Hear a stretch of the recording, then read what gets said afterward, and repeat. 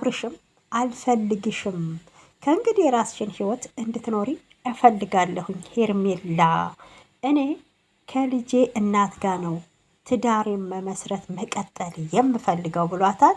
እንግዲህ ሩታዬን ለማጣል የምትሯሯጡ የነበራችሁ እውነቴን ነው። የሆነ አንድ ኮሜንት ደግሞ አንብቤ ያለሁኝ ሩታ ጠንቋይ ቤት ትሄዳለች፣ ጠንቋዩ የሚላትን እየመጣች ነው አብርሽን የምትናገረው የምትሉ ኮሜንት አይቼ ነበረ። ግን ቪዲዮ ላይ ላስገባው ፈለግኩና እውነቴን ነው አጥፍቼው ነው፣ ግን ለሌላ ቀን እንደ ማስረጃ አመጣዋለሁ ማለት ነው። እሱም ኮሜንት በእውነት ይሄ ጠንቋይ ምናምን እያላችሁ የምትሉት እናንተ የምትሄዱ ሰዎች ናችሁ።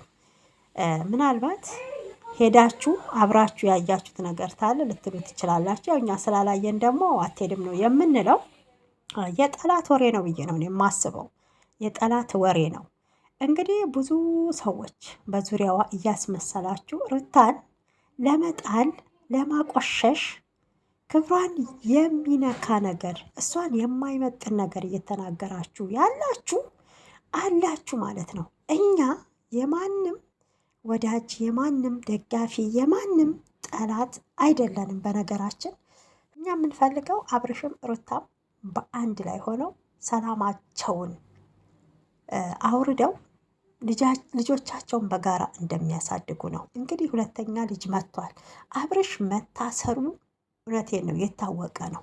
ሁለተኛው ልጅ ደግሞ ሲወለድ ሄርሜላ ወይም ሙሽሚት ዛሬ ላይ ቆማችሁ አጨብጭባችሁ ቀለበት እንድታስር ያረጋችኋት ሰዎች ቻንሷን የእሷንም እኮ እድሏን የዘጋከው አብርሽ ማለት ነው። እውነቴን ነው። የሄርሜላንንም እድል እኮ ነው። አንተ ወደ ትዳርክ እንዲህ የመመለሱ አላማ እያለቅ እዛ ጋር ደግሞ ሌላ እንደው አይኑን የጣለባት ወንድ እንኳን ቢመጣ ከዚህ በፊት እኮ ቀለበት ከከሌ ጋር አድርገሻል፣ በዚህ አመልሽ ነው የተወሽ ምናምን በቃ ብለክ የእሷንም ስም ነው እየጠፋ ያለውና ሴት ስለሆንኩኝ ያው እሷም የዋህ ናት። አንዳንድ የምታናድደኝ ውሽሚት ወይም ሄርሜላ በትዳር መሀል እና አቤል ናቸው ለዚህ ሁሉ ጉድ ያደረጓት።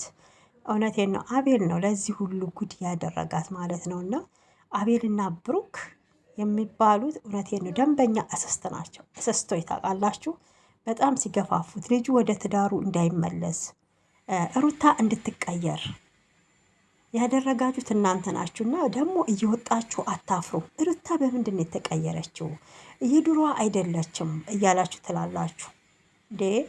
ሰው እኮ ይቀየራል። ሰው ሆኖ የማይቀየር